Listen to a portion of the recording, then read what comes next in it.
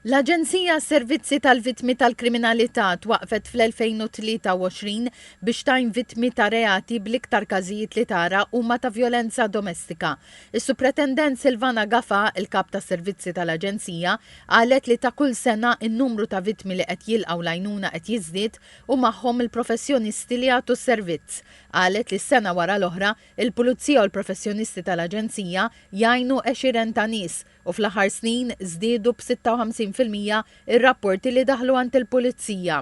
Nofru wkoll anke servizz fejn persuna vittma għandha bżonn tixed il-qorti nistgħu nassistuha wkoll dakinhar li ħadd tkun titla' tixed ħalli anke tħoss is-support ikollha support ta' persuni dakinhar li hija tkun il-qorti ikollna min jagħtaw Malta waħdu forsi m'għandux l-appoġġ tal-familja, allura bekk aħna ngħinuhom ukoll uħossuhom iktar empowered li għandhom il xi ħadd illi huwa fuq is-sajt tagħhom.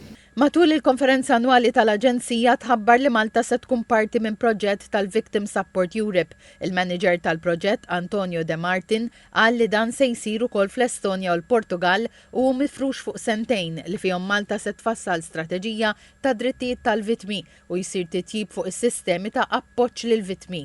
Il-Ministru għall-Intern, is-Sigurtà u l-Impjieg Byron Camilleri qal li fl-aħħar snin il-Gvern għamel bidla li biha ffoka fuq il-vittmi tar-reati. Irrefera l-istħarriġ Ewropew dwar il-vjolenza kontra l-ġeneru fl-Unjoni Ewropea bir-rata ta' rapportaġġ f'Malta hija kważi id-doppju tal-medja Ewropea.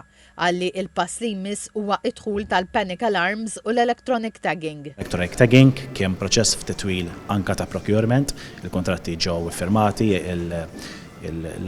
l-apparat qiegħed jiġi installat u anke uħud minnu ġiġa installat fil-pajjiż, mhux il-ġimgħa d-dieħla ta' wara huwa ppjanat li tibda diskussjoni fil-Parlament dwar l-introduzzjoni ta' electronic tagging għall-ewwel darba f'pajjiżna. Aktar qabel ġiet inawgurata wirja dwar il-vjolenza domestika li se tittella fatt ta' lokalitajiet biex titqanqal kuxjenza akbar dwar il-vittmi tal-kriminalità u l-mezzi li hemm biex jgħinuhom.